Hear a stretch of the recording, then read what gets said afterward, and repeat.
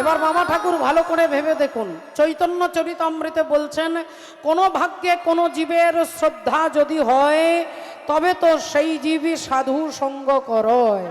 হরি বল।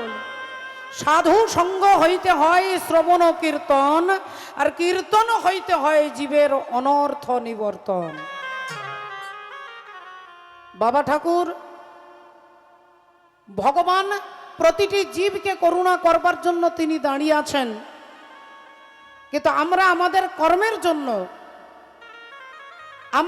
কর্মের জন্য নিজের নিজের কর্ম ভোগ করছি। তাই ভগবানের কাছে পর্যন্ত আমার মতো পাপী জীব আমি পৌঁছাতে পারছি না। বলে ভগবানকে পাওয়ার একটা সব থেকে সোজা রাস্তা হচ্ছে সাধু সঙ্গ। সাধু সঙ্গ, সাধু সঙ্গ সর্বশাস্ত্রে কয়, লবমাত্র সাধু সঙ্গ জীবের সর্বসিদ্ধি হয়। দেখুন, সাধুকে দেখাটা সাধু সঙ্গ নয়, সাধু যা বলে তা যদি জীব করতে পারে তবে তাকে সাধু সঙ্গ কয়। ভগবান শ্রীকৃষ্ণকে দুর্যোধনও দেখেছেন, ভগবান কৃষ্ণকে শিশুপালও দেখেছেন, ভগবানকে পুতনাও দেখেছেন, আর ভগবানকে কংসও দেখেছেন।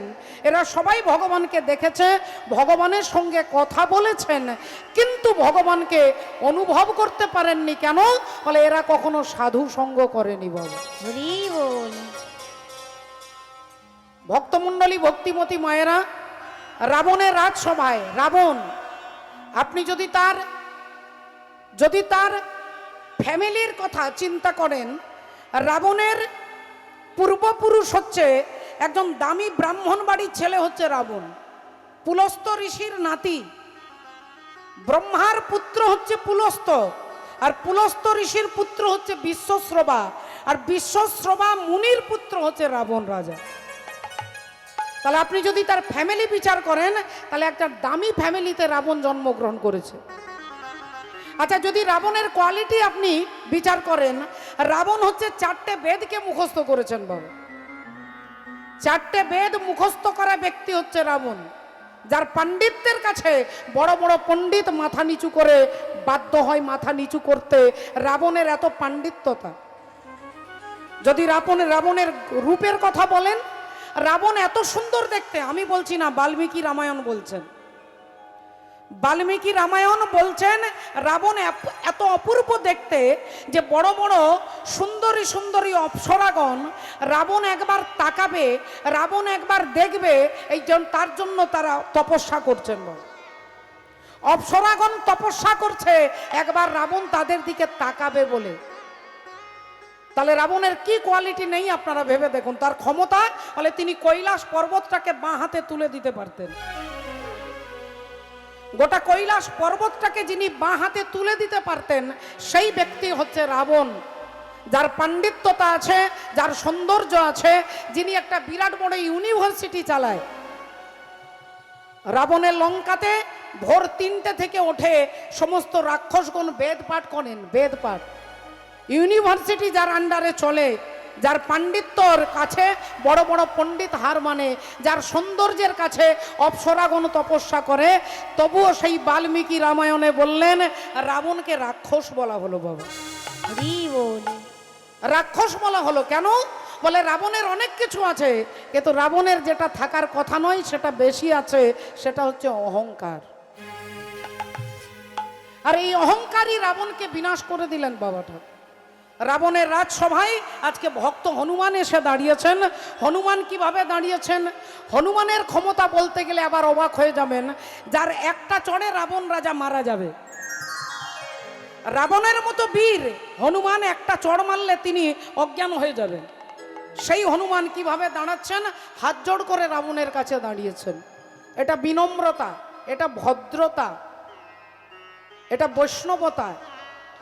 তাই হাত জোড় করে দাঁড়িয়ে বলছে, বাবা রাবণ, তোমার জীবনের অনেক বেলা চলে গেছে, এখনো অনেক বেলা বাকি আছে। যদি নিজের কল্যাণ করতে চাও, তাহলে নিজেকে ভগবানের চরণে নিবেদন করো। ভগবানের চরণে নিবেদন করো। আর অহংকারী ব্যক্তি সব কিছু সহ্য করতে পারলেও উপদেশ সহ্য করতে পারে না। বাবা, আপনারা পরীক্ষা করে দেখবেন, যার অহংকার আছে আপনি তাকে একটা উপদেশ দেন, দেখবেন তার মেজাজ গরম হয়ে যাবে। রাবণ বলে উঠলেন, আজ পর্যন্ত এ কথা বলবার সাহস কারো নেই, আর তুই আমাকে জ্ঞান দিচ্ছিস যে আমি নিজেকে রামের চরণে নিবেদন করব। এ কথা বলবার সাহস আজ পর্যন্ত স্বর্গমর্ত পাতালে কারোর নেই। হনুমান বললেন, বাবা রাবণ, জগতে দুই রকম ক্যামেরা আছে, দুই প্রকার ক্যামেরা। যে ক্যামেরাগুলো আমার সামনে লাগানো রয়েছে, ইউটিউবার ভাইরা লাগিয়েছেন। এখানে একটা ক্যামেরা আছে, যে ক্যামেরা আমার বাইরের অবয়বটাকে তুলে ধরবে। আমি কি কাপড় পরেছি, কিভাবে সেজেছি, কিভাবে দাঁড়াচ্ছি, কিভাবে অঙ্গভঙ্গি করছি, এই ক্যামেরা কিন্তু আমার বাইরের ছবিটাকে তুলে ধরবে। তাই হে রাজা রাবণ, এক প্রকার ক্যামেরা যে শুধু বাইরেটা দেখে, আরেক প্রকার ক্যামেরা আছে, তবে সে বাইরে থাকে না, সে ডাক্তারখানায় থাকে। বাবু, ডাক্তারখানাতে যে ক্যামেরাটার নাম হচ্ছে এক্সরে মেশিন। এক্সরে, ওই এক্সরে মেশিন কি করবে, আপনি কি রঙের কাপড় পরেছেন এটা দেখবে না, আপনি কিভাবে চুল বেঁধেছেন সেটাও দেখবে না, আপনি কিভাবে অঙ্গভঙ্গি করছেন তিনি তাও দেখবে না। তিনি দেখবে কি না আপনার শরীরের কত নাম্বার হাড়টা ভেঙে গেছে, হরি বল। আপনার শরীরের কত নাম্বার হাড় ফ্র্যাকচার হয়ে গেছে, ভেঙে গেছে, দুমড়ে গেছে, মোচড়ে গেছে, ওই ক্যামেরা আপনার ভেতরটা দেখবে। তাই বাবা রাবণ, আজ পর্যন্ত যত ক্যামেরা তুমি দেখেছো এরা সব বাইরের ক্যামেরা, তোমার বাইরেটা দেখেছে, আর আমি হচ্ছে সেই এক্সরে মেশিন যে তোমার ভেতরটা দেখে, তোমার ভবিষ্যৎটা দেখে বলছি তুমি নিজেকে রামের চরণে নিবেদন করো। রাবণ বলে উঠল, কে আছিস, কে আছিস? 2-10 জন, 20 জন, 50 জন ছুটে এসেছে। মহারাজ, এর অঙ্গ ভঙ্গ করে দে, এর অঙ্গ ভঙ্গ করে দে। অঙ্গ মানে শরীর, ভঙ্গ মানে ভাঙা। অঙ্গ ভঙ্গ করে দে মানে হাত ভেঙে দে, পা ভেঙে দে, ঘাড় ভেঙে দে, কোমর ভেঙে দে। আর রাবণ আদেশ করেছে, 1 মিনিট দেরি নেই, সব ছুটে যাচ্ছে অঙ্গ ভঙ্গ করতে। আর হনুমানও তো কম ব্যক্তি নয় বাবা, তিনি পঞ্চতত্ত্বের একটা তত্ত্বের বেটা, একটা তত্ত্বের ছেলে। ক্ষিতি অপ তেজ মরুত বোম, এই মরুত মানে হচ্ছে বাতাস, বাতাস মানে পবন, আর পবনের পুত্র হচ্ছে হনুমান। তিনিও যেমন তেমন ব্যক্তি নয়। मनोजवम मारुत दुल्य बेगम जितेन्द्रियम बुद्धिमातम वरिष्ठम बतात मानम वानरायुध्य मुख्यम श्री रामदूतम शरणम प्रपद्ये। হরি হরি বল। এতগুলো সার্টিফিকেট আছে। मनोजवम মনের থেকে দ্রুত গতিতে চলতে পারে হনুমান। মারুত দুল্য বেগম পবন পুত্র। জিতেন্দ্রিয়ম ইন্দ্রিয়কে জয়লাভ করেছেন। বুদ্ধিমাতাম বরিষ্ঠম বুদ্ধিজীবীদের মধ্যে যিনি অগ্রগণ্য। এতগুলো যার সার্টিফিকেট, তাকে জিজ্ঞাসা করছে তুমি কে? বললেন আমি হলাম রামের দাস। আমরা একবার বিদেশ থেকে ঘুরে এলে আমাদের মাটিতে পা পড়ে না, আমরা একবার টিভির পর্দাতে মুখটা দেখাতে পারলে আমাদের অহংকারে পা পড়ে না। আর যার এতগুলো সার্টিফিকেট আছে তিনি বলছে কি পরিচয়? না আমি রামের দাস, আমি ভগবান রামের চরণের দাসের অনুদাস। তার বুদ্ধি তো কম নয়, যখন অঙ্গভঙ্গ করতে আসছে এই হনুমান নিজের ল্যাজটাকে ডান হাত দিয়ে ধরে আর রাবণকে দেখিয়ে দেখিয়ে ঘোরাচ্ছে। বাবা রাবণকে দেখিয়ে ল্যাজটা ঘোরাচ্ছে, কখনো ল্যাজটাকে ধরে চুমু খাচ্ছে, কখনো ল্যাজটাকে মাথায় ছোঁয়াচ্ছে, কখনো চোখে ছোঁয়াচ্ছে, কখনো বুকে জড়িয়ে ধরছে, বারবার চুমু খাচ্ছে। আর রাবণ ভাবছে আচ্ছা আচ্ছা আচ্ছা ও ল্যাজটাকে খুব পছন্দ করে না, ও ল্যাজেই ওর দুর্বলতা আছে, তাহলে দুর্বল জায়গায় আঘাত করতে হবে। ও যখন ওর ল্যাজটাকে এত পছন্দ করে তখন এর অঙ্গ ভঙ্গ করবার দরকার নেই, এর যে ল্যাজটা আছে ল্যাজের মধ্যে আগুন ধরিয়ে দে, ল্যাজে আগুন ধরিয়ে দে। যেই বলেছে রাবণের কর্মচারী ছুটছে সব রাধে রাধে বাড়িতে যাচ্ছে। আগুন জ্বালাতে বলেছে ল্যাজে, তাই ঘি আর কাপড় নিয়ে আসছে। একটু করে তেল, একটু করে ঘি, একটা করে কাপড়, কেউ মায়ের কাপড়, কেউ দিদির কাপড়, কেউ স্ত্রীর কাপড়, যে পেরেছে একটা করে কাপড় আর একটু করে তেল এনে হনুমানের লেজে কাপড়টা জড়াচ্ছে আর তেল ঢালছে, কাপড় জড়াচ্ছে আর তেল ঢালছে। আর কাপড় জড়াতে জড়াতে সরু লেজ মোটা হয়ে গেছে। রাবণ হাসতে হাসতে বলছে, দাঁড়িয়ে যা, আর না আর না আর না, এবার নয়, এবার আগুনটা জ্বালিয়ে দাও, বেটা পুড়ে মারা যাবে। ও বেটা পুড়ে মারা গেলে বুঝতে পারবে যে আমাকে জ্ঞান দেওয়ার কি ফল। তাই লেজের মধ্যে আগুনটা জ্বালিয়ে দিয়েছে বাবা। আর যেই হনুমানের লেজ দাউ দাউ করে জ্বলছে, অমনি রাবণ হাসছে আর বলছে, এইবার বেটা তুই পুড়ে মারা যাবি, এইবার তুই মরবি, তুই বুঝবি যে আমাকে জ্ঞান দেওয়ার কি ফল। বলে দিয়ে রাবণ হাসছে, আর হনুমান তার থেকে আরো দ্বিগুণ বেশি হাসছেন। হনুমানের লেজ দাউ দাউ করে জ্বলছে, হনুমান চারিদিকে ঘুরে ঘুরে তাকাচ্ছে, চারিদিকে ঘুরে ঘুরে তাকাচ্ছে। রাবণ বললেন, বেটা মরকট, ডান দিকে বাঁ দিকে সামনে পেছনে কি দেখছিস?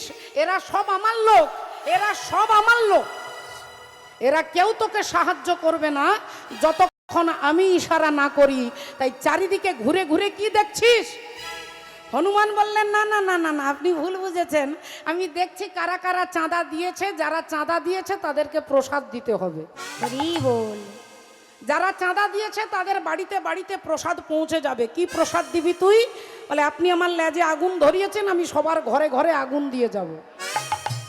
তবে কার ঘরে আগুন দেব না? যার বাড়ি থেকে তেল আর কাপড় এসেছে। আর যে 1 টাকাও চাঁদা দেয়নি তার বাড়িতে আগুন দিতে পারবো না। তা সবাই চাঁদা দিয়েছে, দেখলাম একজন চাঁদা দেননি, তিনি হচ্ছেন ভক্ত বিভীষণ। এই বিভীষণের বাড়ি বাদ দিয়ে আর বাকি সবার ঘরে আগুন ধরবে। শাস্ত্র বলছেন বিভীষণের বাড়ি বাদ দিয়ে সবার ঘরে আগুন ধরলো কেন? বলে, সবাই ভেবেছে আমার বাড়ি, আমার গাড়ি, আমার ছেলে, আমার নাতি, আমার জমি, আমার টাকা।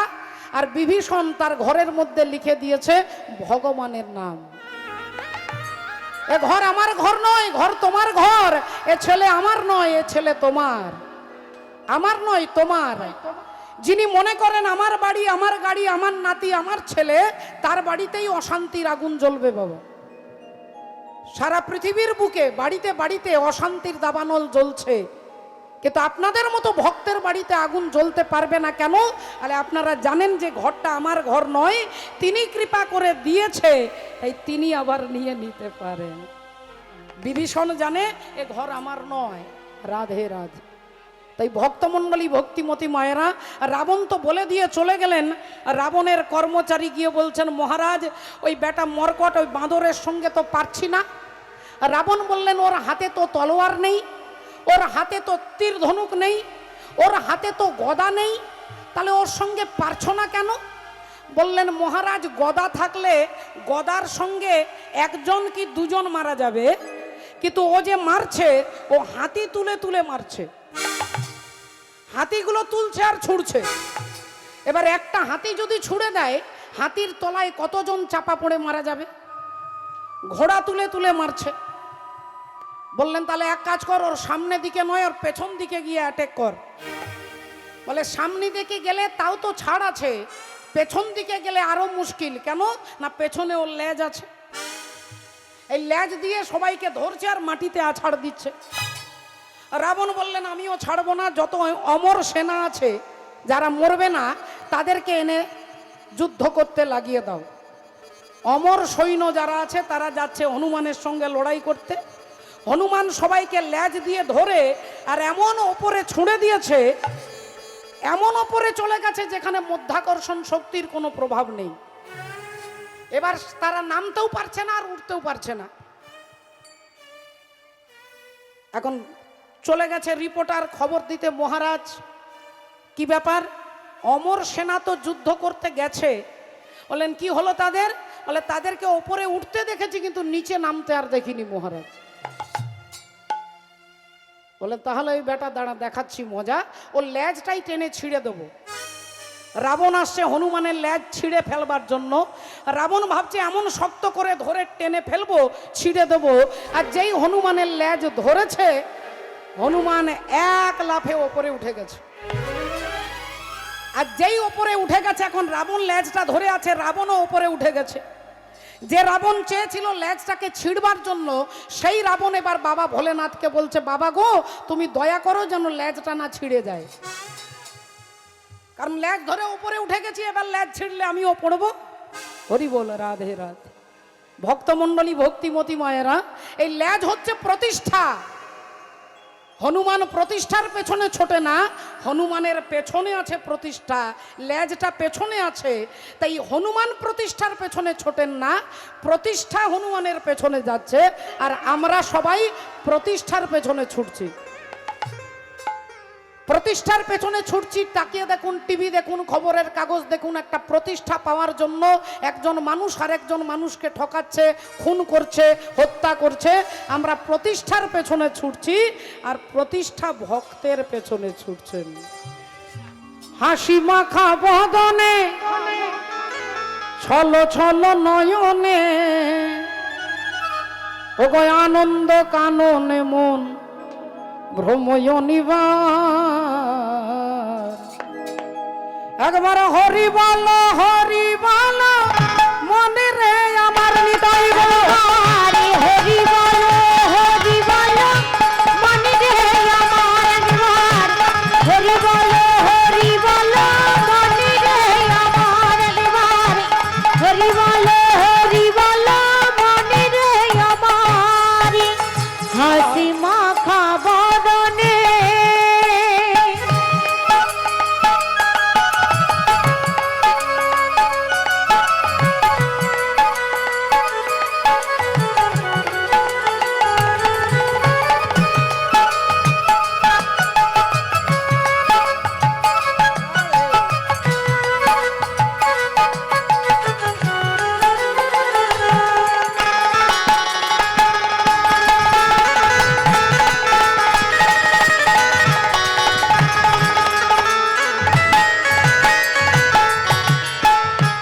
ওরে গতি নাই, গতি নাই, এই হরি নাম ছাড়া। কণ্ঠ ভরিয়া গাও হয়ে আত্মহারা।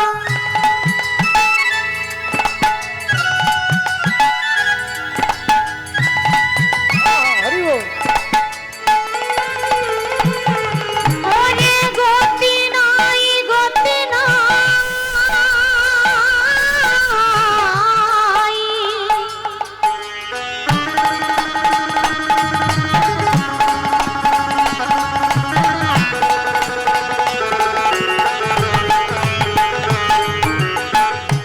গতি নাই, গতি নাই, এই হরি নাম ছাড়া।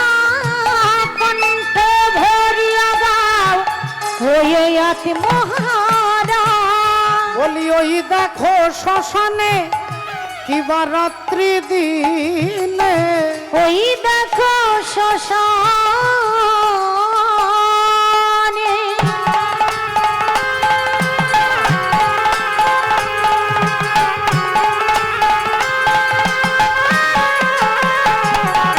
এই ওই দেখো শ্মশানে কিবা রাত্রি দিনে। ওগো পুড়িতেছে মানুষের কত অহংকার। হরি বল, হরি বল, মনে রে আমার একবার। হরি বল, হরি বল, মনে রে আমার একবার। হরি বল, হরি বল, মনে রে আমার একবার।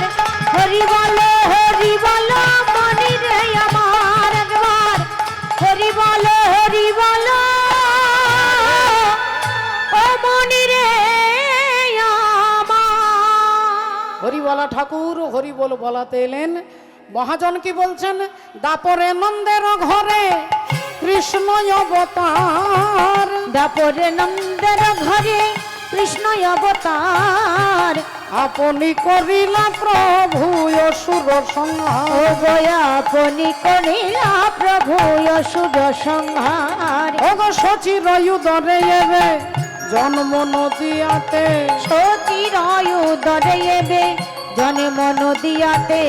আরে কলি যুগের জীব সব নিস্তার করিতে। কলি যুগের জীব সব নিস্তার করিতে কলি যুগের জীব সব নিস্তার করিতে বাসুদেব ঘোষ কহে মনে করি আশা বাসুদেব ঘোষে কহে মনে করি আশা গৌরপদ দ্বন্দ্ব মনে করিয়া ভরসা গুরুপদ দণ্ড মূলে করিয়া ভরসা গুরুপদ দণ্ড মূলে করিয়া ভরসা আজ গৌরপদ দ্বন্দ্ব এ করিয়া ভরসা হে গৌরপদ দণ্ড মূলে করিয়া ভরসা হে গুরুপদনন্দ মনে করিয়া ভরসরে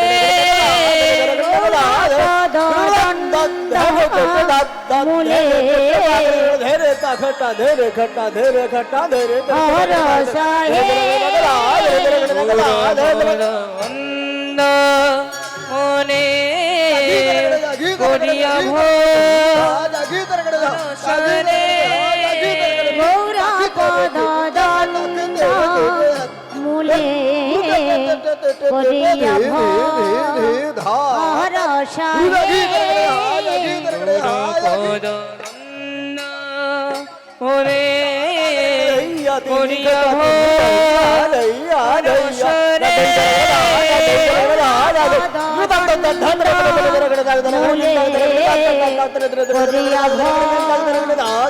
ভরসা হে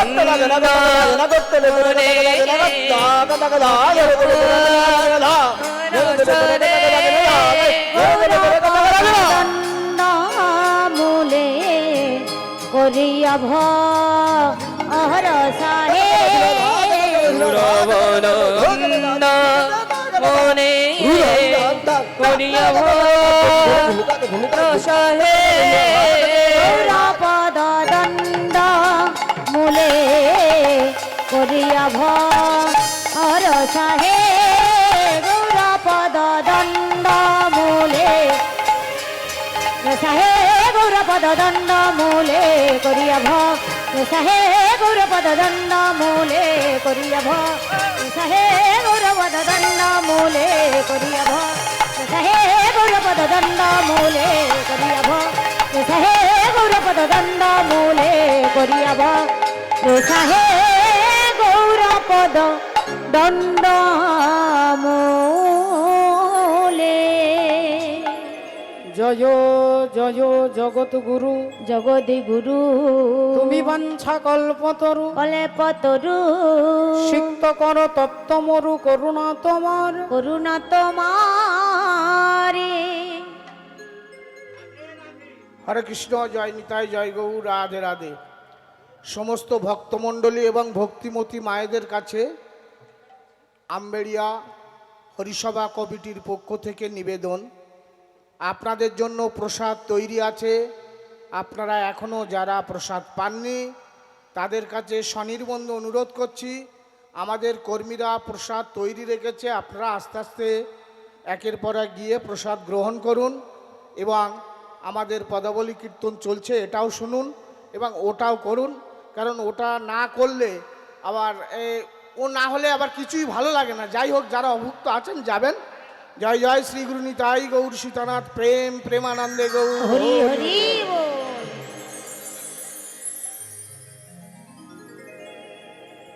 জয় গুরু, জয় নিতাই, জয় রাধেশ্যাম। সমস্ত ভক্ত চরণে আমার দণ্ডবাদ প্রণাম জানিয়ে এতক্ষণ মহাপ্রভু চরণাশ্রয় করেছিলাম। আজকে যে কথা, যার কথা আমরা শুনব, তার তথ্য আমরা শুনব। গুরুচরণ আশ্রয় করে আমরা জানব তার নাম কি। তার পূর্বে আমরা একটু ভজনের মধ্য দিয়ে একটু ভজন রাজ্যে প্রবেশ করব। একবার সবাই মিলে বলবো, বলো ভগবান কৃষ্ণচন্দ্র কি জয়, বলো রাধা রানী কি জয়, बोलिए भागवत महापुराण की জয়, अनंत कोटि भक्त वृंदों की জয়। निताई गौर सीतानाथ प्रणाम। প্রেমানন্দে হরি হরি বল। जय राधे। सारे गा पा धा नि धा पा गा रे गा मा गा रे गा गा गा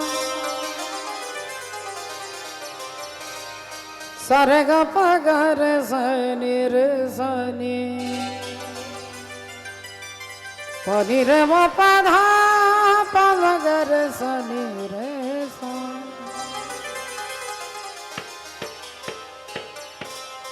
रंग दे चुनरिया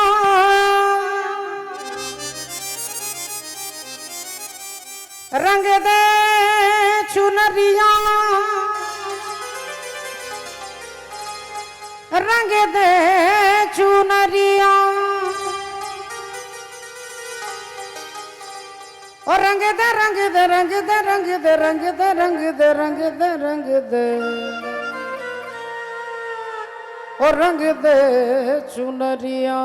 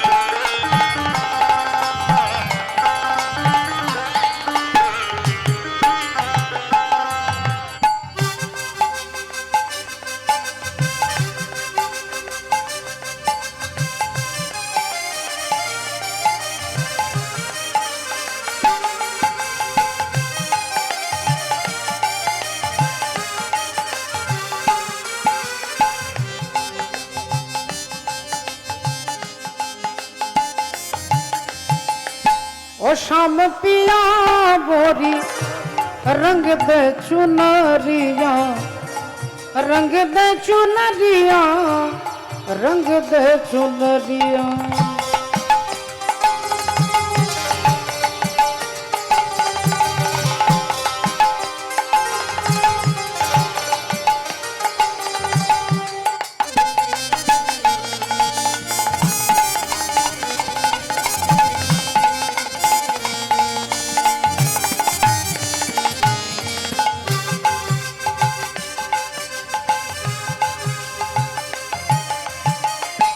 बिना रंगाए मैं तो घर नहीं जाऊंगी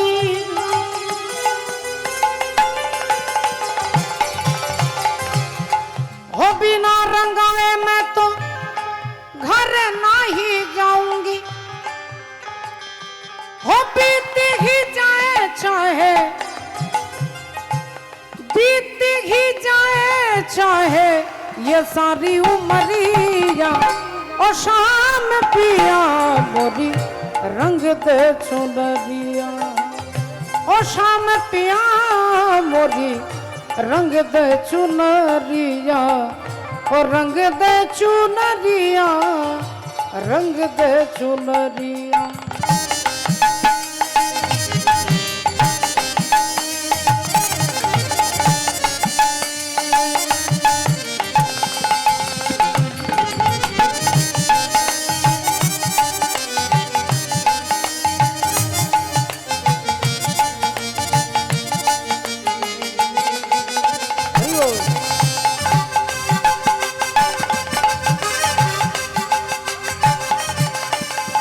यशोमती मैया से बोले नंद लाला राधा क्यों गोरी मैं क्यों काला। ছোট্ট ভগবান মা যশোদাকে জিজ্ঞাসা করছে, মা আমি এত কালো হলাম কেন? আর আমি যদি কালো হলাম তাহলে রাধারানী ফর্সা হলো কেন? সে এত ফর্সা, আমি কেন কালো? মা কি বলবে? উত্তর মা কি দেবে? যশোমতী মা তিনি মনে মনে চিন্তা করছেন, যা বাবা, এ গোপাল এমন অদ্ভুত প্রশ্ন করছে, আমি কেন কালো হলাম, রাধারানী কেন ফর্সা হলো, উত্তরটা কি দেবেন? মা ভেবে ভেবে উত্তর দিচ্ছেন।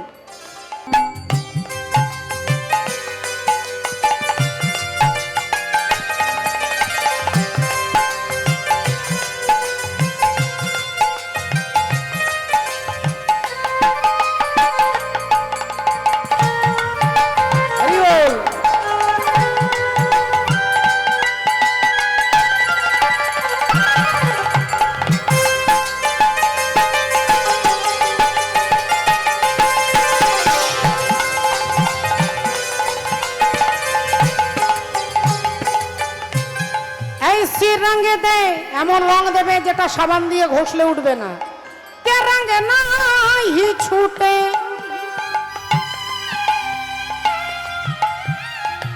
এমন রং দেবে ধোপা সারা জীবন কাচতে কাচতে কাপড় ছিঁড়ে যাবে কিন্তু রং উঠবে না।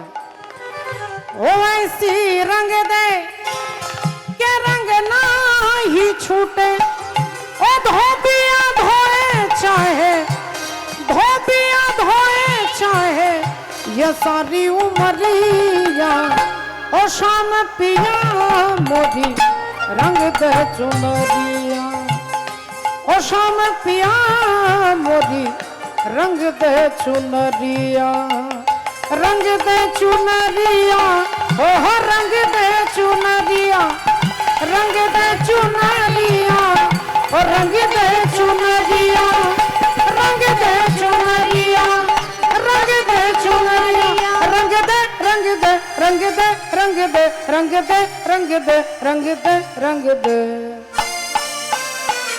रंग दे चुनरिया, रंग दे चुनरिया, रंग दे चुनरिया, रंग दे चुनरिया। সকলে চরণে প্রণাম জানিয়ে, ভগবান তিনি সব সইতে পারেন, তিনি অহংকার সইতে পারেন না। আর যদি কোনো ভক্ত ভগবানের জন্য কাঁদেন, বলে ভগবান তা সইতে পারেন না। ভগবানের আরেক নাম দর্পহারী মধুসূদন, তিনি জগতে কারোর দর্প রাখেন না। তাই দর্পহারী মধুসূদন নাম ভগবানের নাম, আপনারা সবাই জানেন। এর নামটা কে দিয়েছেন? এ নাম দিয়েছেন, আপনারা জানতে পারবেন, এ নাম দিয়েছেন শ্রীনন্দ রাখিল নাম নন্দের নন্দন, শ্রীনন্দ রাখিল নামে নন্দের নন্দন, শ্রীনন্দ রাখিল নামে নন্দের নন্দন, আর যশোদা রাখিল নাম জাদু বাছা ধন, যশোদা রাখিল নাম জাদু বাছা ধন, যশোদা রাখিল নাম জাদু বাছা ধন, উপানন্দ নাম রাখে সুন্দর গোপাল, উপানন্দ নামে রাখে সুন্দর গোপাল, আর ব্রজ বালক নাম রাখে ঠাকুর রাখাল, ব্রজ বালক নামে রাখে ঠাকুর রাখাল, ব্রজ বালক নামে রাখে ঠাকুর রাখাল, পশুপতি নাম রাখে গরুর মহাবীর, পশুপতি নামে রাখে গরুর মহাবীর, পশুপতি নামে রাখে গরুর মহাবীর, হ্যাঁ, আর দর্পহারী নাম রাখে অর্জুন সুধীর, দর্পহারী নামে রাখে অর্জুন সুধীর, দর্পহারী নামে রাখে অর্জুন সুধীর। এই ভগবানের নাম দর্পহারী, এ নাম যিনি রেখেছেন অর্জুন, সেই অর্জুনেরই ভগবান দর্পচূর্ণ করবেন। কেন হলো অহংকার? কিভাবে অহংকার হবে? দেখুন, ভগবান অর্জুনকে একদিন জিজ্ঞাসা করেছিল, অর্জুন তুমি তোমার থেকে বড় ধনুর্বিদ, তুমি যেমন গান্ডীব ধনু তোমার যেমন পৃথিবী বিখ্যাত, স্বর্গমর্ত পাতালে তোমার থেকে বড় বীর কি কেউ আছে তুমি জানো? অর্জুন একগাল হেসে মিষ্টি হেসে বলে উঠলেন, আমার থেকে বড় বীর এই স্বর্গমর্ত পাতালে কেউ নাই। রাধে রাধে, কেউ নাই। রাধে হরি বল। হ্যাঁ বলুন বাবা বলুন। আচ্ছা বলবো, অবশ্যই বলবো। আমি সময় যেখানে হবে, যেখানটাতে হবে, আমি আপনার ইচ্ছা অবশ্যই পূর্ণ করার চেষ্টা করব। এখন ভগবান বললেন তোমার থেকে বড় বীর কে আছে স্বর্গমর্ত পাতালে? অর্জুন বললেন আমার থেকে বড় বীর কেউ নাই। ভগবান বললেন সে কি? আমি তো জানতাম তোমার থেকে বড় ধনুর্ধারী তিনি হচ্ছেন তোমার দাদু ভীষ্মদেব। তোমার থেকে বড় বীর হচ্ছে ভীষ্মদেব, এটা তো আমি জানতাম। বাজারে সবাই আলোচনা করে, সবাই বলে যে বড় বীর হচ্ছে ভীষ্মদেব। অর্জুন বলে উঠলেন না না না না না না, কি বলছো কৃষ্ণ? আমার থেকে আমার দাদু বড় বীর এটা হতে পারে না। আমি তোমাকে প্রমাণ করে দেব, তুমি কোনো একদিন কম্পিটিশন করে দেখাবে, দেখবে আমি বড় কিনা তোমাকে প্রমাণ করে দেব। ভগবান বললেন তাহলে আগামীকালকে ওই হস্তিনাপুরের মাটিতে দাঁড়িয়ে তোমার সঙ্গে তোমার দাদু ভীষ্মদেবের একটা কম্পিটিশন হবে, দেখা যাক কে বড় বীর। এখন অর্জুন আর দাদু ভীষ্মদেব দাঁড়িয়ে গেছে, দুজন মুখোমুখি দাঁড়িয়েছে। একটু দূরে দাঁড়িয়েছেন ভীষ্মদেব, এখানে দাঁড়িয়েছেন অর্জুন। অর্জুনের রথে বসে আছেন পরমাত্মা শ্রী হরি। ভগবান বললেন শুনুন হে পিতামা ভীষ্মদেব, আপনি একটা বাণ মারবেন অর্জুনের রথে চাকাতে, আর অর্জুন একটা বাণ মারবে আপনার রথের চাকায়। যার ক্ষমতা বেশি তিনি তার বিপরীত রথটাকে অনেক দূরে ছুঁড়ে দিতে পারবে। তাহলে যেহেতু আপনি বয়সে বড়, আপনার বয়স বড়, আপনি অভিজ্ঞ ব্যক্তি, তাই আপনি প্রথমে অর্জুনের রথের চাকাতে বাণটা মেরে দেখান, দেখি অর্জুনের রথটাকে কতটা পিছিয়ে দিতে পারেন। ভীষ্মদেব একটা বাণ নিয়ে অর্জুনের রথের চাকাকে লক্ষ্য করে তীরটা ছুঁড়ে দিল।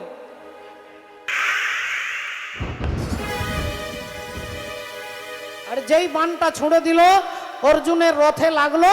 অর্জুনের রথটা এইখান থেকে ওই বাঁশের খুঁটিটা পর্যন্ত, অর্থাৎ 8 ধনু, একটা ধনুক, দুটো ধনুক, তিনটে ধনুক করে যে 8 ধনু, সেই 8 ধনু ভগবান মেপে নিলেন যে এইখান থেকে এইখান পর্যন্ত 8 ধনু আপনি রথটাকে পিছিয়ে দিয়েছেন। আচ্ছা এবার অর্জুন তোমার ক্ষমতা দেখি, তুমি কতটা পিছিয়ে দিতে পারো দাদু ভীষ্মদেবের রথ। অর্জুন একগাল মিষ্টি হেসে মনে মনে আনন্দিত হয়ে তীরটা হাতে নিয়ে দাদুর রথের চাকাটাকে লক্ষ্য করে ছুঁড়ে দিলেন।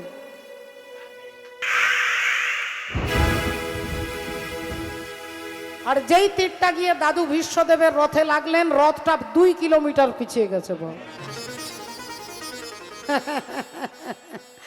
আমি তোমাকে বারবার বলছিলাম না যে আমি দাদুর চেয়ে বড়, তুমি বিশ্বাস করলে না।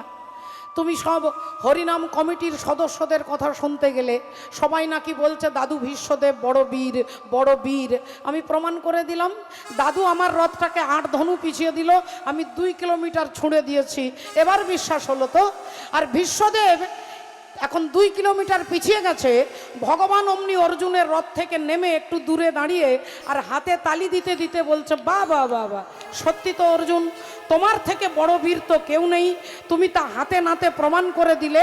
এই দূরে দাঁড়িয়ে হাততালি দিচ্ছে, আর ওই 2 কিলোমিটার দূর থেকে দাদু ভীষ্মদেব অর্জুনের রথের চাকাটাকে লক্ষ্য করে তীরটা ছুঁড়ে দিলেন বাবা।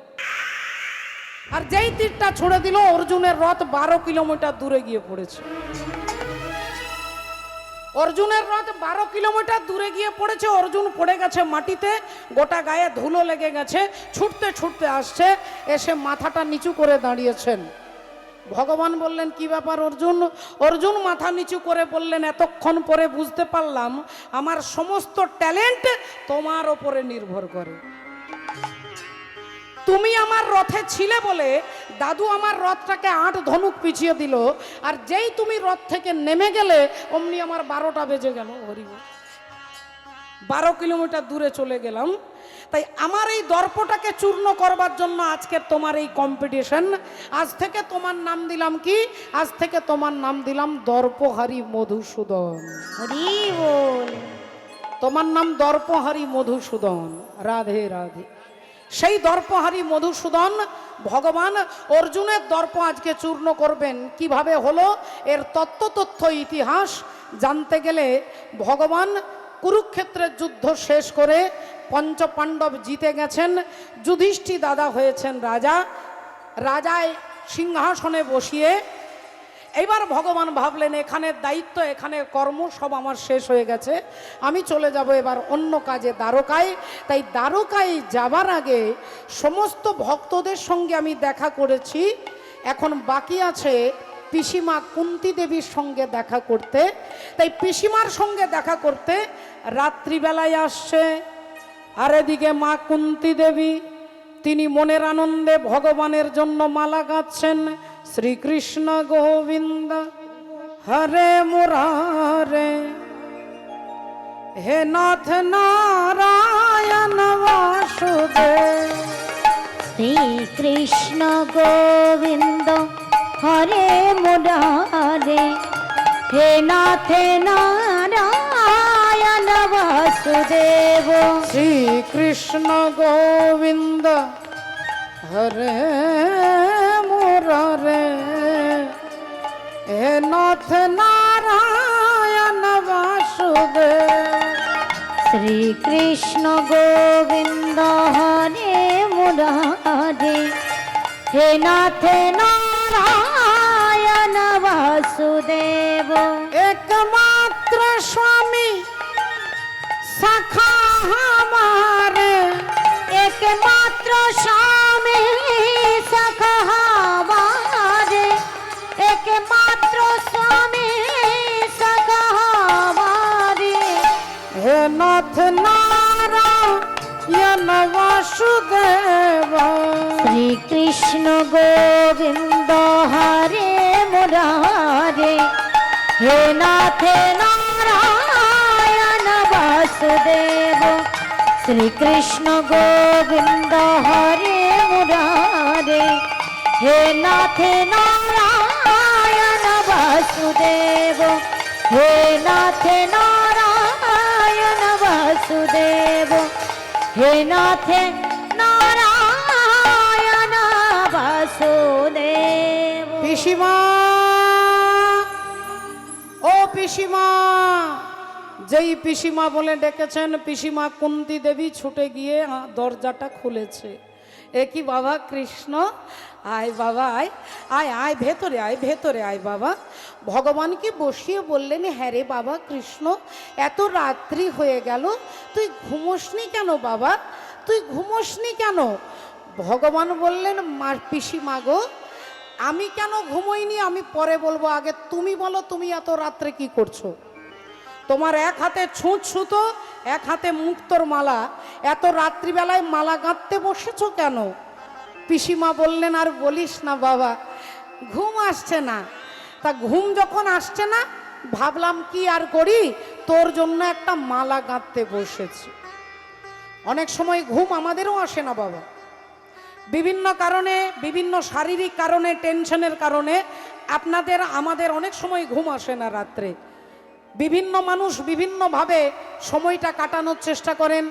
আপনাদের মতো অনুরাগী ভক্ত কি করেন না, মোবাইলে ভাগবত গীতা, ভগবানের কথা, কীর্তন ইত্যাদি ইত্যাদি শুনে ভাবেন ঘুম যখন আসছে না একটা ভাগবত শুনি, কেউ ভাবেন একটা সিনেমা দেখি, কেউ ভাবেন বাইরে একটু বেরিয়ে আসি, কেউ ভাবেন পাশের বাড়িতে একটু আড্ডা দিয়ে আসি। আর কুন্তী দেবী কি করছেন না, কৃষ্ণের জন্য মালা গাঁথতে বসেছেন। তাই আমি তোর জন্য মালা গাঁথছি বাবা, এইবার তুই বল তুই কেন ঘুমোসনি? ভগবান বললেন, পিসিমা আমার যে বড় কাজ, আমি যে সকাল থেকে অনেক ভক্তের সঙ্গে দেখা করতে করতে এই রাত্রিবেলায় তোমার কাছে এসেছি। আজকে তুমি আমার কাছে যা চাইবে আমি তোমাকে তাই দেব, তাই দেব। কারণ আমি কয়েকদিনের মধ্যে দ্বারকায় চলে যাব। ওরে কৃষ্ণ রে,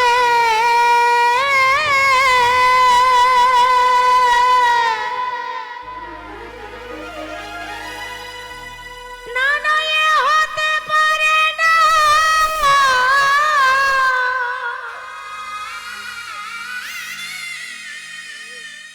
না না এ হতে পারে না,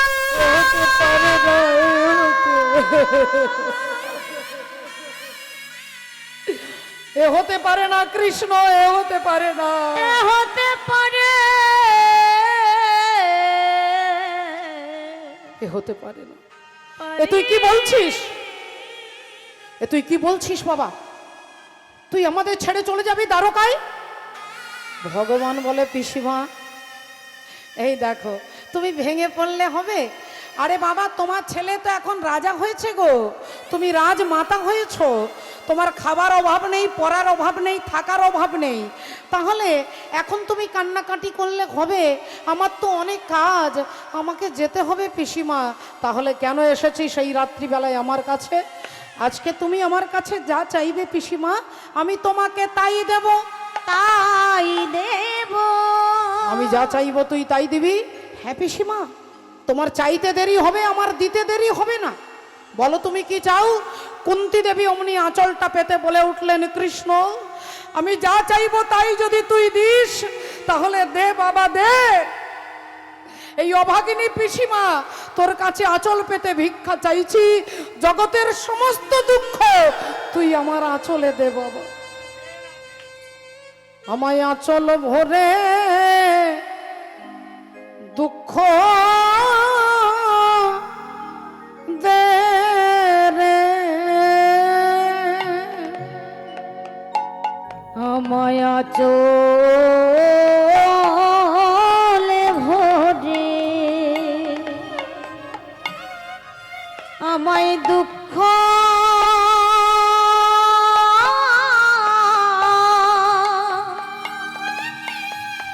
দুঃখ দে রে।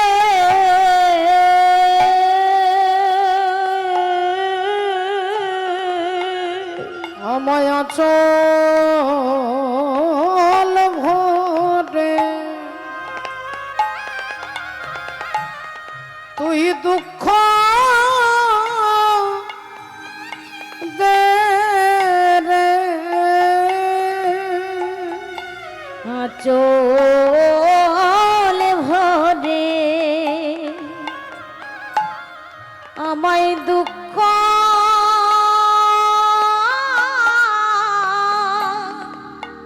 দুঃখ দে রে।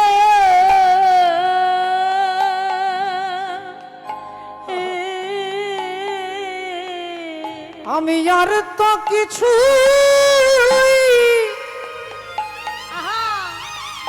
ওরে চাই না কৃষ্ণ, আমায় আঁচলে ভরে আমায় দুঃখ দে রে।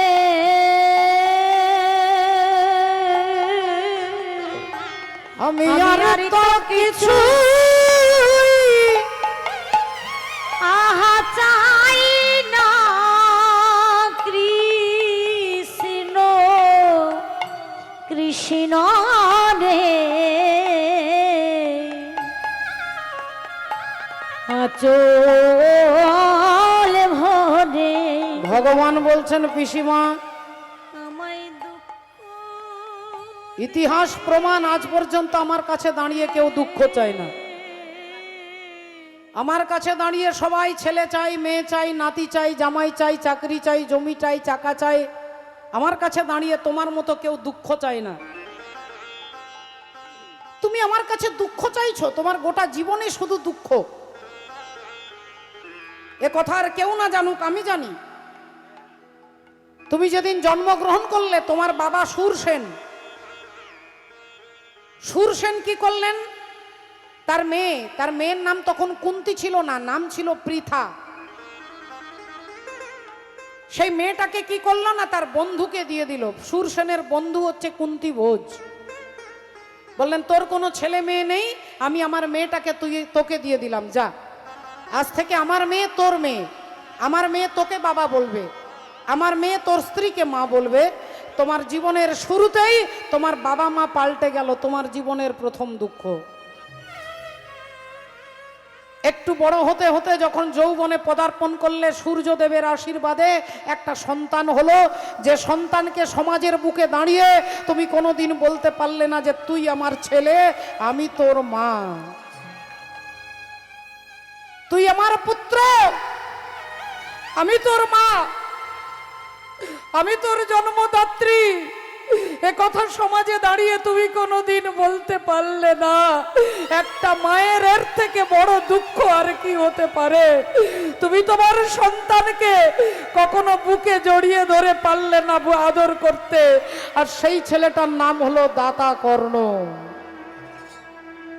তোমার জীবনের 2 নম্বর দুঃখ, তোমার জীবনের 3 নম্বর দুঃখ, অল্প বয়সে বিয়ে হলো, কিছু বছর পরেই তুমি বিধবা হয়ে গেলে। নারী জাতির সব থেকে বড় দুঃখ, বিধবা হয়ে গেলে তুমি। এখানেই দুঃখ শেষ নয়, তোমার আত্মীয় পরিজন তোমাকে লাক্ষা ভবনে পুড়িয়ে মারবার চেষ্টা করলেন দুর্যোধন দুঃশাসন। 13টা বছর ধরে জঙ্গলে জঙ্গলে, গাছের তলায়, গাছের ছায়ায়, রোদে ঝড়ে বৃষ্টিতে তোমাকে কষ্ট করতে হয়েছে। তোমার জীবনে এত দুঃখ, আর এত দুঃখের পরে আজকে তুমি সুখের মুখ দেখেছো। তোমার ছেলে রাজা হয়েছে, তুমি রাজমাতা হয়েছো, আর আজকে আমার কাছে দাঁড়িয়ে তুমি আজকেও আমার কাছে দুঃখ চাইছো? এরকম বোকা কেউ হয়? এত বছর পরে জীবনের শেষ প্রান্তে দাঁড়িয়ে তুমি সুখের মুখ দেখেছো, আর এখন বলছো আঁচল ভরে আমাকে দুঃখ দে। পিসিমা কুন্তী দেবী বললেন, বাবা কৃষ্ণ রে, আমি মানছি আমার জীবনে অনেক দুঃখ, কিন্তু আমি তোর কাছে দুঃখ চাইছি কেন? বলে, যতদিন আমাদের জীবনে দুঃখ ছিল তুই আমাদের পাশে ছিলি বাবা, আর আমার ছেলে আজকে রাজা হয়েছে, তুই রাজমাতা হয়েছি আমি, আর আজকে এই সুখের দিনে তুই আমাদের ছেড়ে চলে যাচ্ছিস। তাই এমন সুখের দরকার নেই যে সুখে কৃষ্ণ হারা হতে হয়। হরি বল। এমন সুখের দরকার নেই যে সুখে কৃষ্ণকে হারাতে হয়। তাই তুই আমাকে দুঃখ দে, আমি সারা জীবন দুঃখী হতে চাই, কিন্তু আমি তোকে হারাতে চাই না বাবা। ভগবান পিসিমাকে জড়িয়ে ধরলেন, আর জড়িয়ে ধরে বললেন, পিসিমা গো, আজ তোমাকে কথা দিচ্ছি, সকালে নয়, দুপুরে নয়, বিকেলে নয়, সন্ধ্যেতে নয়, রাত্রিতে নয়, ঘরে নয়, বাইরে নয়, ঘাটে নয়, মাঠে নয়, মন্দিরে নয়, তোমার বাড়ির কোণে নয়, তুমি যখন যে কোনো পরিস্থিতিতে তুমি আমাকে ডাকবে, আমি তোমার কাছে এসে দাঁড়াবো। আমি তোমার কাছে এসে দাঁড়াবো, তোমার কাছে এসে দাঁড়াবো।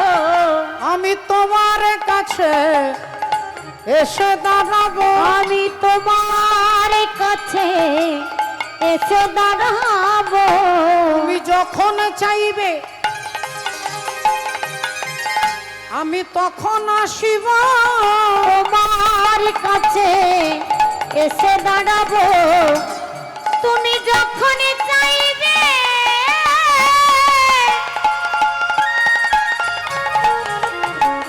আমি তখন আসিব, তোমার কাছে এসে দাঁড়াবো।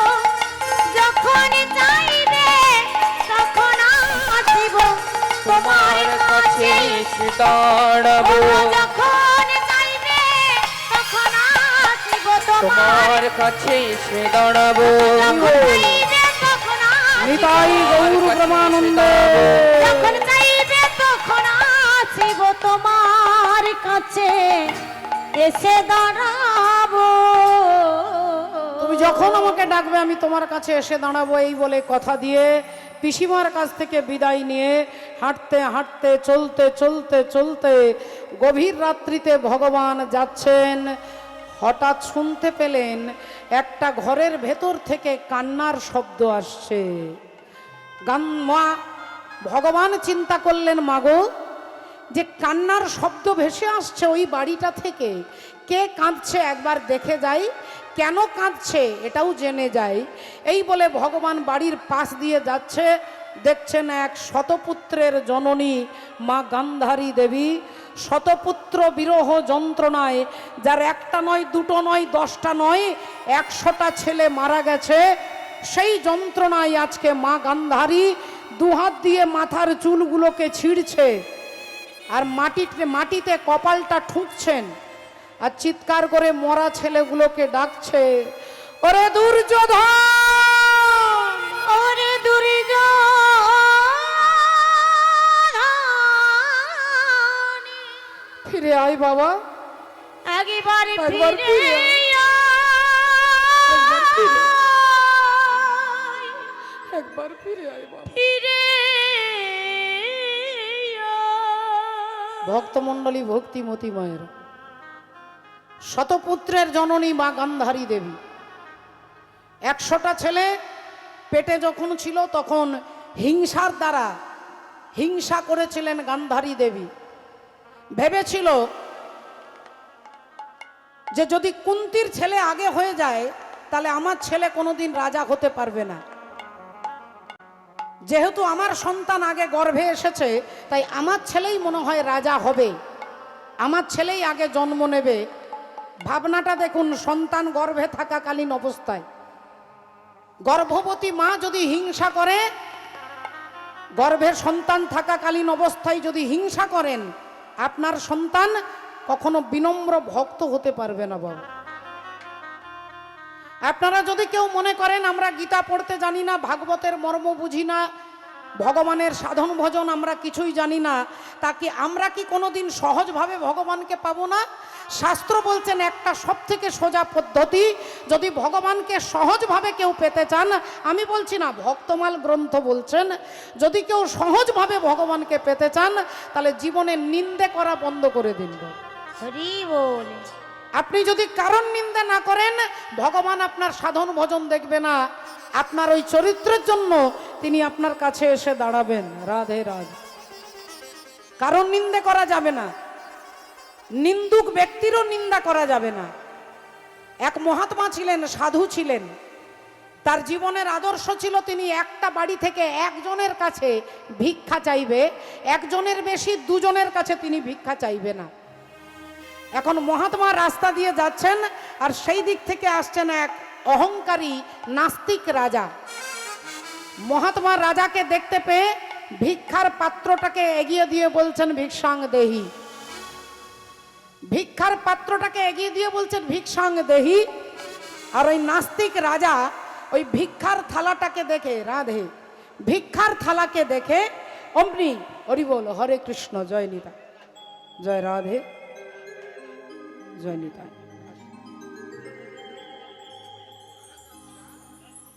ভিক্ষার পাত্রটাকে এগিয়ে দিয়ে বলছেন ভিক্ষাং দেহি। ভক্তমণ্ডলী ভক্তিমতী মায়েরা, এখন রাজা তো নাস্তিক, রাজা ঘোরতর নাস্তিক। রাধে,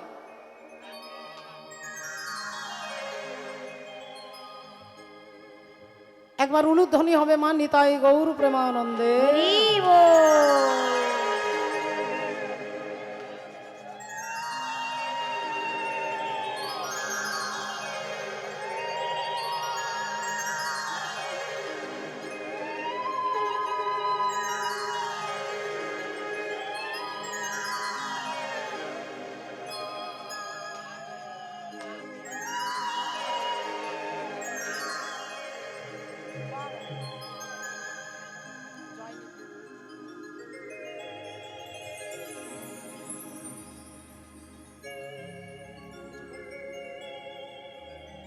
জয় নিতাই। আজকের যে সারাদিন সেবার ব্যবস্থা করা হয়েছে 2 নম্বর আমবাড়িয়া, 1 নম্বর ও 2 নম্বর আমবাড়িয়ার মিস্ত্রি গ্রুপ এবং তার সহযোগীগণ, তাই তাদের নামে একবার সবাই মিলে হরিধ্বনি দেবেন। আর সেই সাথে সাথে কেউ অভুক্ত থাকবেন না, সবাই প্রসাদ পেয়ে যাবেন। সারা দিন এবং রাত্রব্যাপী প্রসাদের ব্যবস্থা আছে। জয় জয় কবুর গৌর প্রেমানন্দে। হরি বল।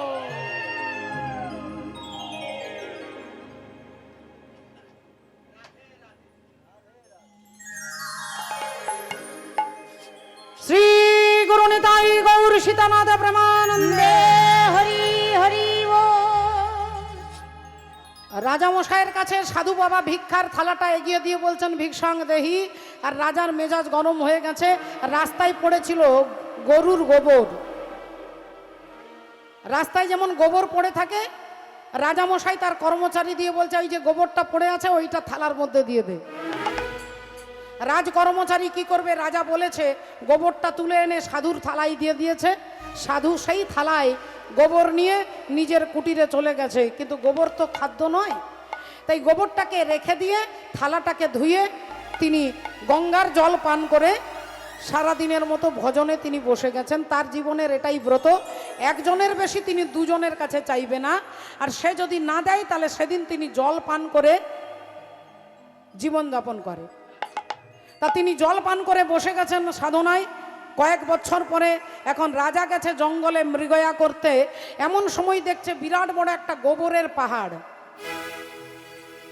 গোবরের পাহাড়, ভাবলেন আরে এত বড় গোবরের পাহাড়, এখানে কি এত লক্ষ লক্ষ গরু আছে নাকি? তা সাধু বাবার মনে হয় সাধু বাবা গরু রেখে থাকতে পারে। তা যাই সাধু বাবার কাছে যাই, সাধু বাবাকে সে তো চিনতে পারেননি, গিয়ে বললেন কি ব্যাপার বাবা, আপনার কি এখানে বিরাট গরু আছে হাজার হাজার, এত গোবরের পাহাড়? সাধু বাবা বললেন বাবা মিথ্যে কথা বলবো না, এগুলো হচ্ছে তোমার সব কর্মের ফল। এই যে গোবরের পাহাড়টা জমে গেছে, তুমি ভুলে গেছো, আমার মনে আছে একদিন তোমার কাছে ভিক্ষা চাইতে গিয়েছিলাম, তুমি আমাকে থালাতে একটা গোবর থালার মধ্যে ভর্তি করে দিয়েছিলে।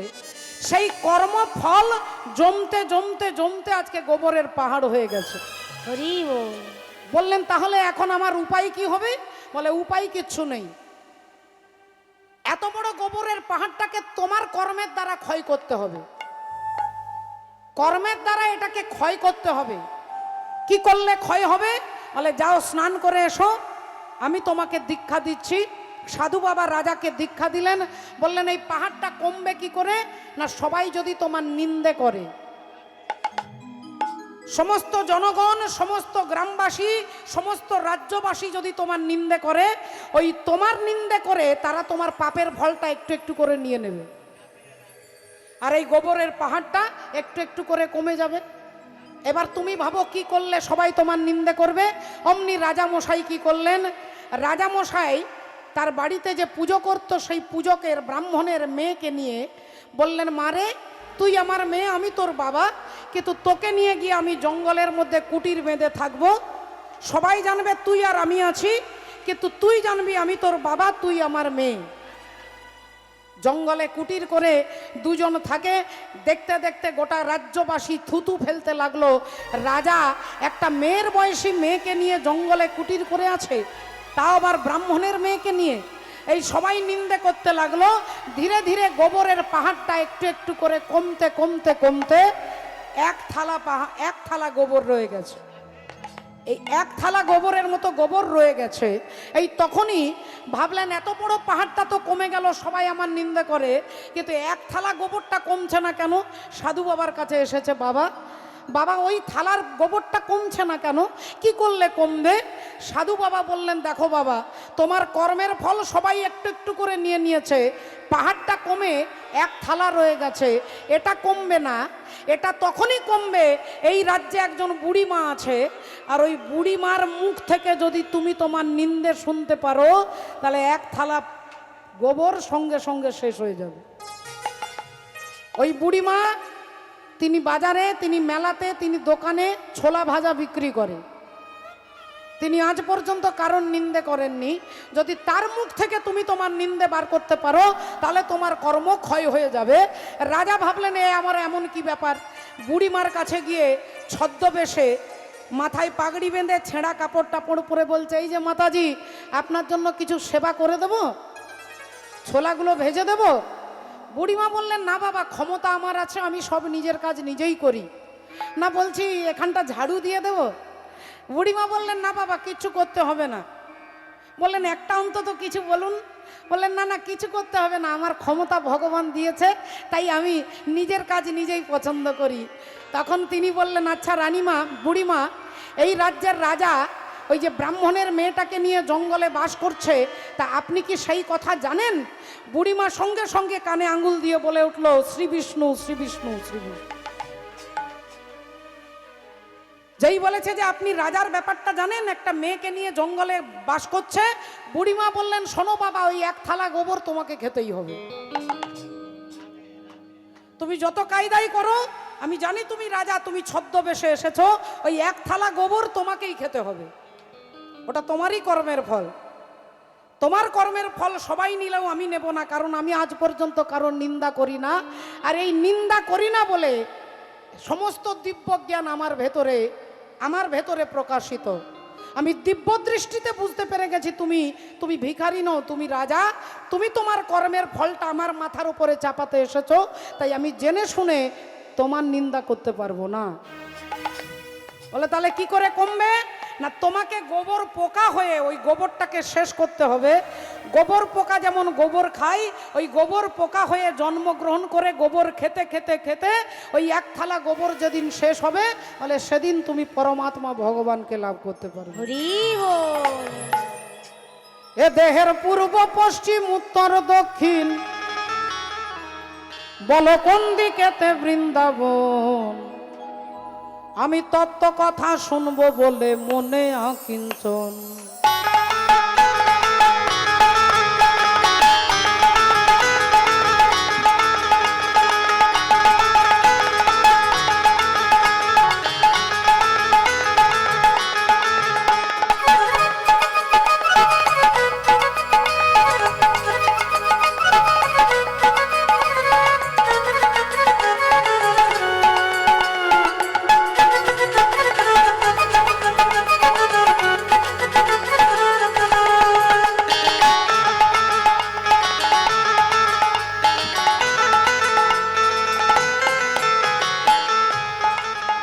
দেহের পূর্ব পশ্চিম, এ দেহের পূর্ব পশ্চিম উত্তর দক্ষিণ, দেহের পূর্ব পশ্চিম উত্তর দক্ষিণ, বল কোন দিকেতে বৃন্দাবন। তত্ত্ব কথা শুনবো বলে মনে আকিঞ্চন, তত্ত্ব কথা শুনবো বলে মনে আকিঞ্চন।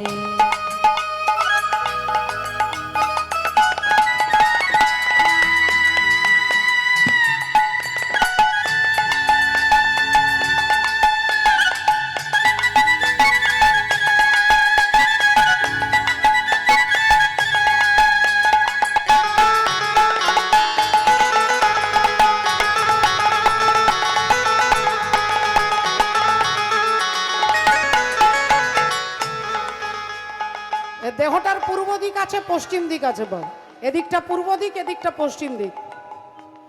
ডান দিকটা পূর্ব, বাঁ দিকটা পশ্চিম, আর এদিকটা উত্তর। কোমর থেকে ওপরের দিকে উত্তর, আর কোমর থেকে নিচের দিকে হচ্ছে দক্ষিণ। আপনাকে খুঁজে বার করতে হবে বৃন্দাবন কোথায় আছে। এ দেহের পূর্ব পশ্চিম উত্তর দক্ষিণ, বলো কোনখানেতে বৃন্দাবন। আমি তত্ত্ব কথা শুনবো বলে মনে আকিঞ্চন, আমি তত্ত্ব কথা শুনবো বলে মনে আকিঞ্চন। কোনখানে ওই যমুনার কুলে,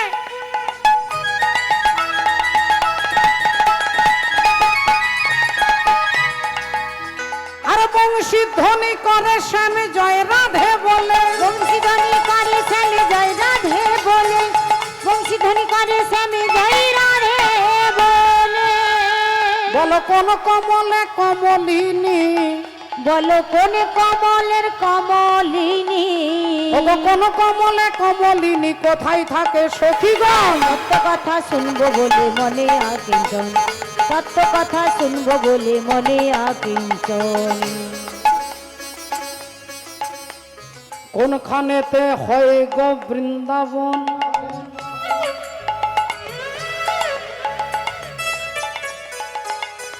হরিব কোনখানেতে হয় গো মহারাজ। ও বাবা ঠাকুর, চূড়া মধ্যে চূড়ামণি ব্রহ্ম পাশে স্থিতি, পাট মধ্যে মহাবিষ্ণু করেন বসতি, চক্ষুতে শ্রী কালাচাঁদ করিতেছে ধ্যান, নাসিকাতে নিত্যানন্দ করে মধুপান, কর্ণেতে চৈতন্য গোসাই হয়ে সাবধান, মুখেতে ভদ্রাক্ষ বসি 32 যোগান, জিহ্বাতে নারদ মুনি বাজাই কোন্দল, জিহ্বা নিচে বসে নদী গয়া গঙ্গা জল, আল জিহ্বায় সরস্বতী, বামেতে শ্রীদাম, কণ্ঠেতে শ্রী কানাই, বাহুতে বলরাম, হস্তেতে শ্রী গোবিন্দ দান অধিপতি, সপ্তদ্বীপে জগন্নাথ জগন্নাথ করেন বসতি, নাভিমূলে ব্রহ্মা সদা করিতেছে লীলা, লিঙ্গে মহাদেব বসি লয়ে চন্দ্রকলা, গুহ্যদ্বারে বসিয়াছে নাড়ুয়া গোপাল, কামিনীর সঙ্গে কেলি বড়ই রসাল, হাঁটুতে শক্তির স্থিতি বসুমতী পায়, 18 মোকাম তত্ত্ব শুনো সমুদায়। এই সব তত্ত্ব কথা যেই জন জানে, নরলোকে তুচ্ছ তারে দেবলোকে মানে।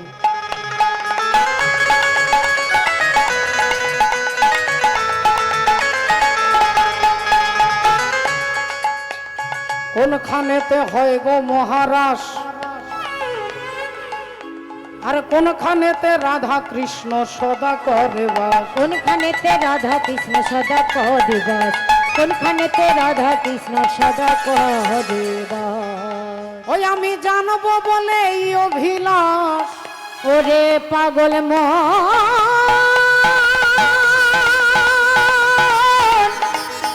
ওরে মন রে মন আমার। ওরে পাগল মন,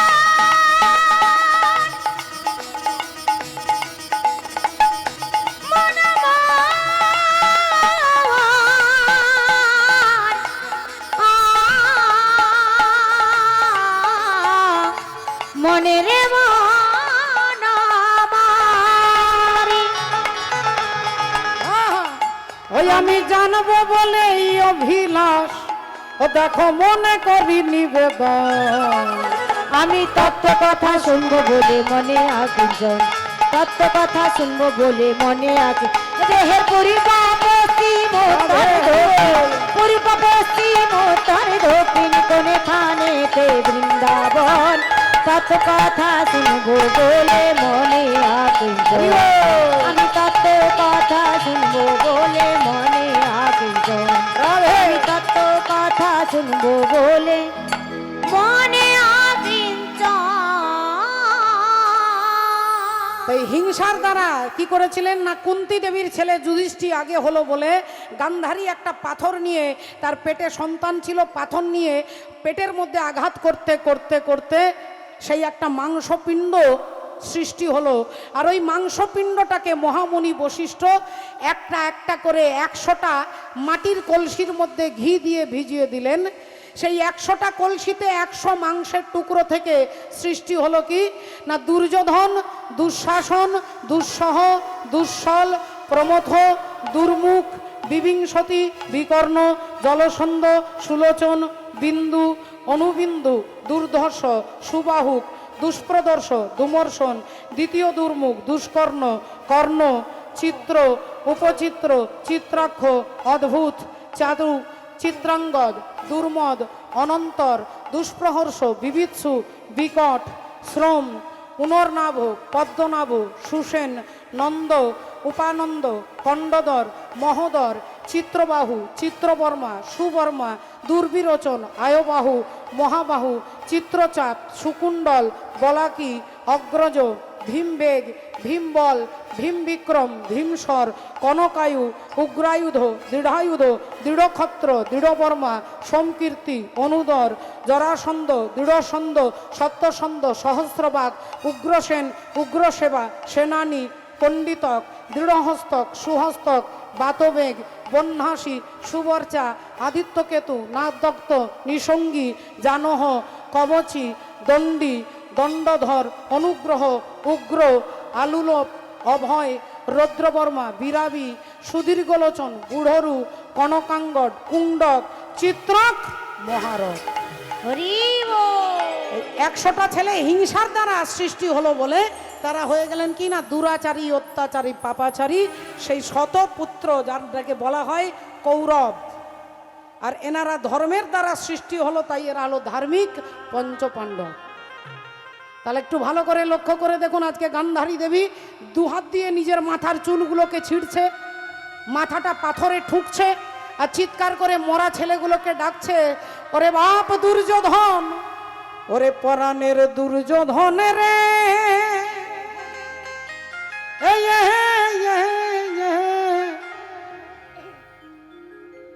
ওই আমি কোন বা দেশে যাব তোর লাগিয়া,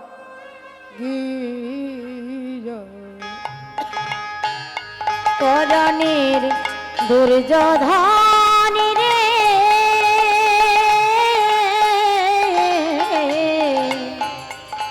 ওরে কোন বাদেশে যাব তোর লাগিয়া রে পরাণের দুর্যোধন রে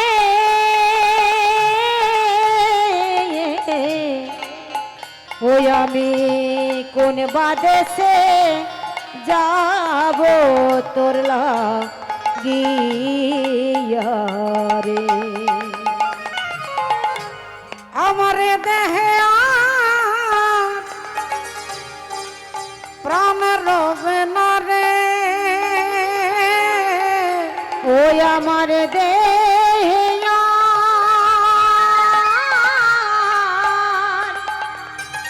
প্রাণী রবে না রে কোন বাদেশে যাব তোর লাগিয়া রে ওই আমার দুর্যোধন রে অনুবাদেশে আমি যাব তোর লাগি ফিরে আয় বাবা, একবার ফিরে আয় এই মায়ের বুকে, একবার ফিরে আয়। তুই ছাড়া যে আর আমার কেউ নাই, তুই ছাড়া আর কে মা বলে আমাকে ডাকবে, একবার ফিরে আয়। ওরে বনের আগুন সবাই দেখে, বনের আগুন দেখে না।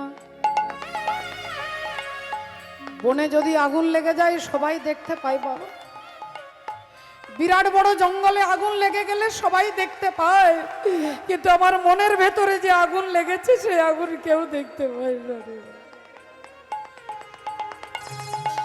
ওরে বনের আগুন সবাই দেখে, মনের আগুন দেখে না।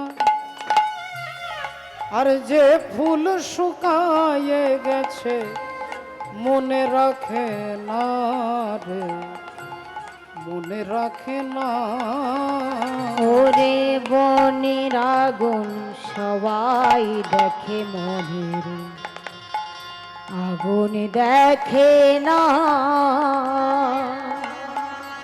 আহা যে ফুল শুকায়ে গেছে কেউ আজি মনে রাখে না, মনে রাখে না। ওই আমার দেহে আর ওরে প্রাণ রবে না রে, এ দেহে আর ওরে খোকারে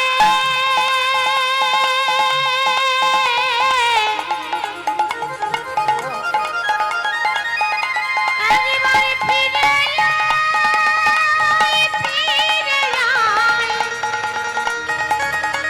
ওরে বাবলা পাখি ফিরে আয়, ফিরে আয়, ফিরে আয়। আমার দেহে আর প্রাণ রবে না রে, ওই আমার দেহে আর প্রাণী রবে না রে।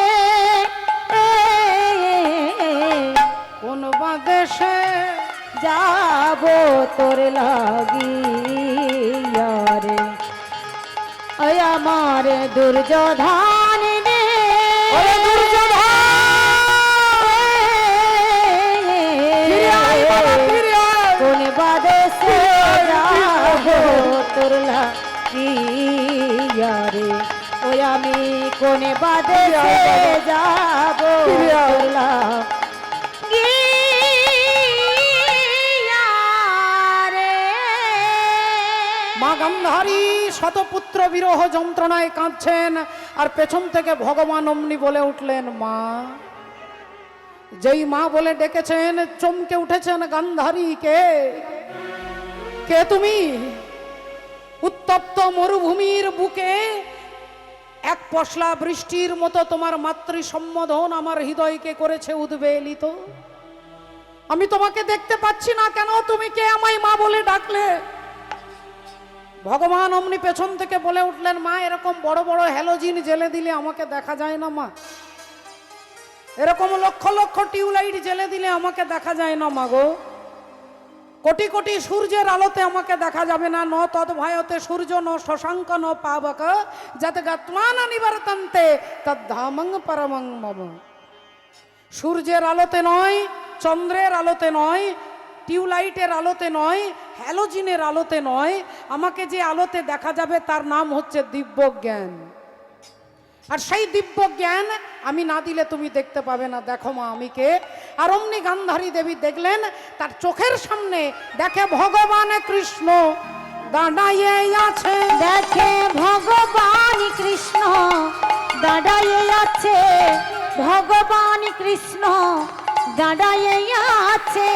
ও যে গান্ধারীর চোখের কাছে ভগবান কৃষ্ণ দাঁড়াইয়ে আছে, গান্ধারীর চোখের কাছে ভগবান কৃষ্ণ দাঁড়াইয়ে আছে, গান্ধারীর চোখের কাছে ভগবান কৃষ্ণ দাঁড়াইয়ে আছে, গান্ধারীর চোখের কাছে ভগবান কৃষ্ণ দাঁড়াইয়ে আছে, গান্ধারীর চোখের কাছে ভগবান কৃষ্ণ দাঁড়ায় দেখে ভগবান কৃষ্ণ দাঁড়াইয়ে আছে।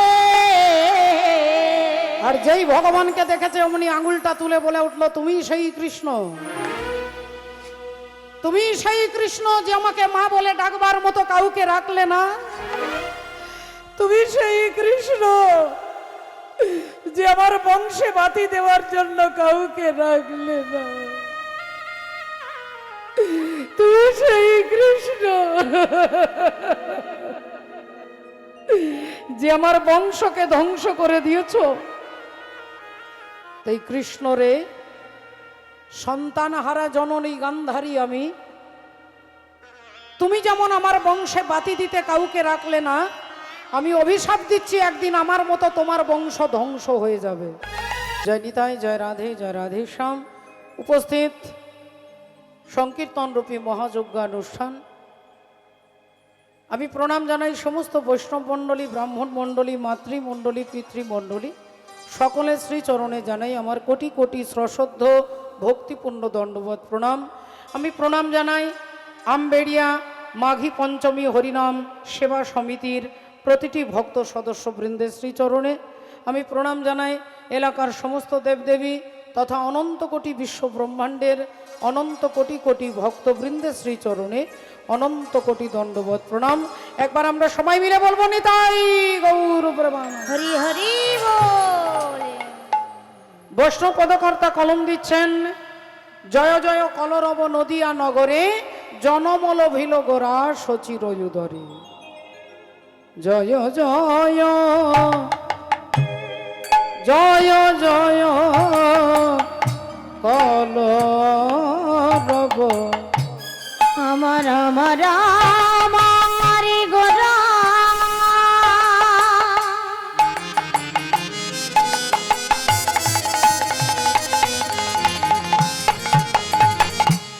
গোরা হরে গোরা রে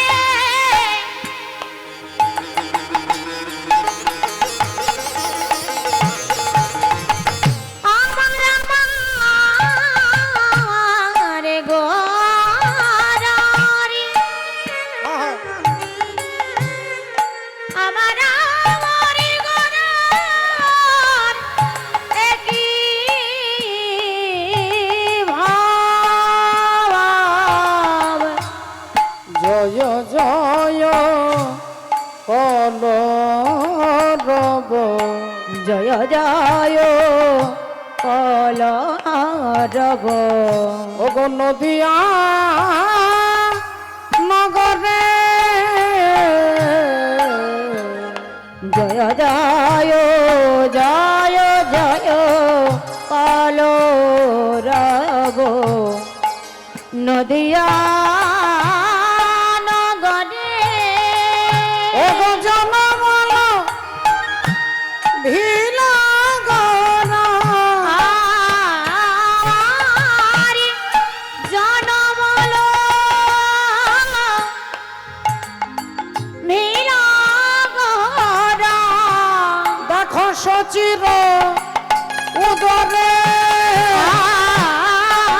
আরে জনমল মেরা গরার সচিরায়ুনারে বলি আনন্দ ধরে না, আনন্দ ধরে না দেখো আনন্দ ধরে না। আনন্দ ধরে না ও যে নদীয়াবাসীর মনে আনন্দ ধরে না নদীয়াবাসীর মনে আনন্দ ধরে না বলি ধরবে না কেন গো, ধরবে না কেন গো বলো ধরবে না কেন গো।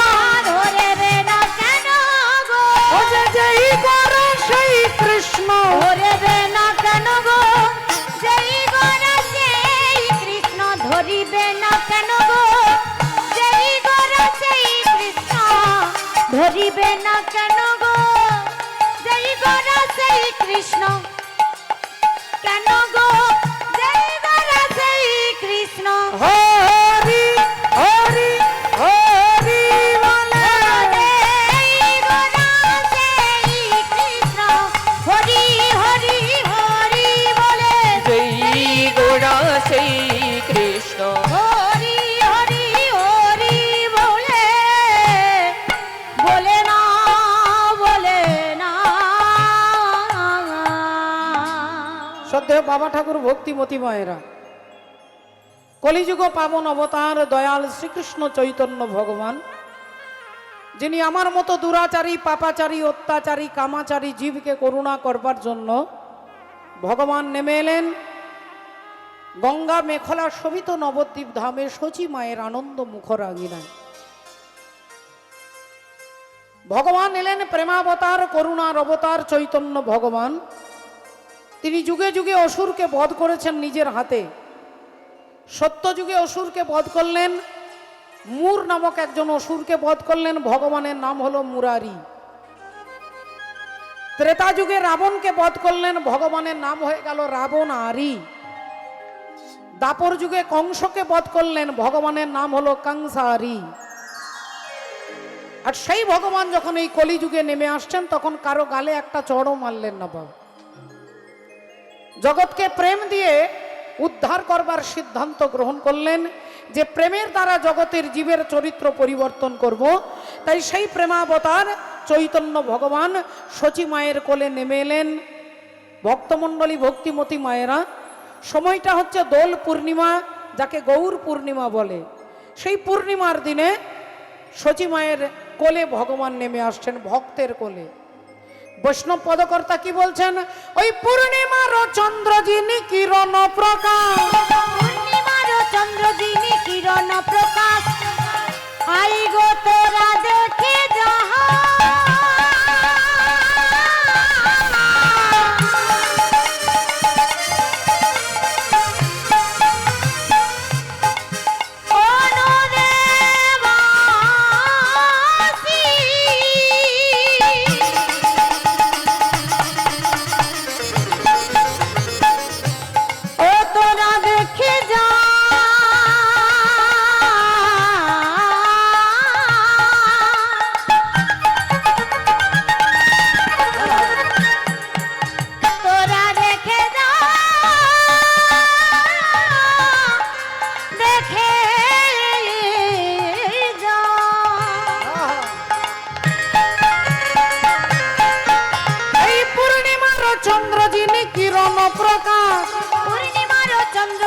কিরণ প্রকাশ ওমা আর দূরে গেল অন্ধকার পাইয়া নৈরাস, দূরে গেল অন্ধকার পাইয়া নৈরাস, দূরে গেল অন্ধকার পাইয়া নৈরাস। আধার দূরে যাবে হে, আধারে দূরে যাবে হে, আধার দূরে যাবে হে, আধারে দূরে যাবে হে, ওই গোরা চাঁদের উদয় হলে, আধার দূরে যাবে হে, গোরা চাঁদের উদয় হলে আধার